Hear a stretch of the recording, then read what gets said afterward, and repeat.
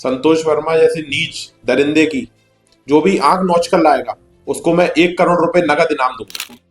पहली बात तो संतोष वर्मा जैसे लोग आईएएस के नाम पर बहुत बड़ा धब्बा है, जो प्रशासन में इतनी बड़े पद पर होते हुए हमारी जो नारी शक्ति है उनके बारे में इतना गंदी बात कर रहे हैं कि हमारी बेटे से शादी करा दीजिए, उससे संबंध करवा दीजिए। समाज में संतोष वर्मा जैसे जो लोग हैं वो समाज में बहुत गंदी दृष्टि वाले लोग हैं। आज आपके हमारे शहर में अगर कलेक्टर बन के संतोष वर्मा जैसे लोग आते हैं तो हमारी बहन बेटियां उनके पास कोई समस्या लेकर जाती हैं तो वो उनको भी गलत दृष्टि से देखें। आप पर कोई भी गलत दृष्टि करे, आपके साथ गलत व्यवहार करे तो आप उन लोगों की सीधी आंख नोच के बाहर निकालिए, क्योंकि अगर इन लोगों की आंख ही नहीं बचेगी तो ये लोग देख पाएंगे कि ये दृष्टि अच्छी है या ये दृष्टि गलत है। हमारे द्वारा इस पर आंदोलन किया जाएगा। हमारी मातृशक्ति बहनें हैं वो इस मुद्दे को आगे लेकर जाएंगी और संतोष वर्मा जैसे लोगों पर सख्त से सख्त कार्रवाई होनी चाहिए। सर, आइए संतोष वर्मा का एक बयान बहुत ज्यादा वायरल हो रहा है, जिसको लेकर ग्वालियर एसपी पे भी कल घेराव देखा गया था कुछ समय पहले। किस प्रकार से देखते हैं, कहीं ना कहीं ब्राह्मण समाज की बेटियों को उन्होंने कुछ टिप्पणी की है, विवादित बयान दिया है, किस प्रकार से देख रहे हैं? पहली बात तो संतोष वर्मा जैसे लोग आईएएस के नाम पर बहुत बड़ा धब्बा है, जो प्रशासन में इतनी बड़े पद पर होते हुए हमारी जो नारी शक्ति है उनके बारे में इतना गंदी बात कर रहे हैं कि हमारी बेटे से शादी करा दीजिए, उससे संबंध करवा दीजिए।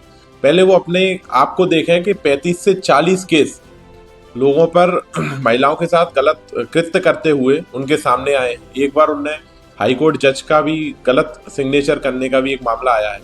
तो मुख्यमंत्री जी से भी मेरा कहना है कि आप इस मुद्दे पर चुप क्यों हैं, उस पर आप अपनी कोई टिप्पणी क्यों नहीं दे रहे हैं, और इस पर कोई जांच का विषय नहीं है, इस पर सीधा सस्पेंड होना चाहिए। अगर मुख्यमंत्री जी इस पर भी शांत है तो मुख्यमंत्री जी को भी चुल्लू भर पानी में डूब के मर जाना चाहिए। सर, ब्राह्मण समाज की बेटियों को लेकर ये बयान दिया गया है, तो कहीं ना कहीं केवल ब्राह्मण समाज ही इसके लिए जो है प्रतिरोध बता रहा है या विरोध कर रहा है, सभी समाज को लेकर ये बात आप कहना चाहिए? देखिए, मैं भी ब्राह्मण हूँ और मातृशक्ति हमारे पूरे देश में सभी जातियों में है, सभी समाजों में है।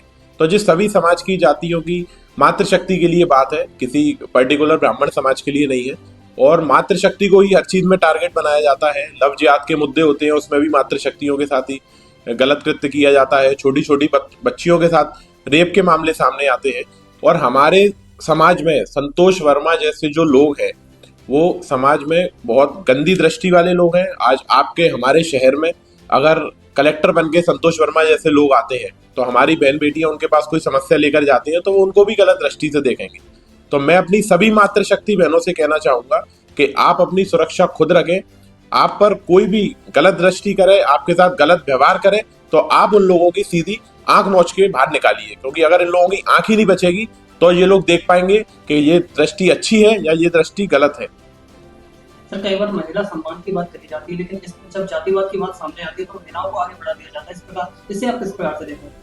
भारत सरकार में सरकारें हैं वो महिला एक की बात करते हैं कि नारी शक्ति की बात करते हैं, लेकिन कहने से और केवल भाषणबाजी से ये चीजें नहीं हो पाएंगी।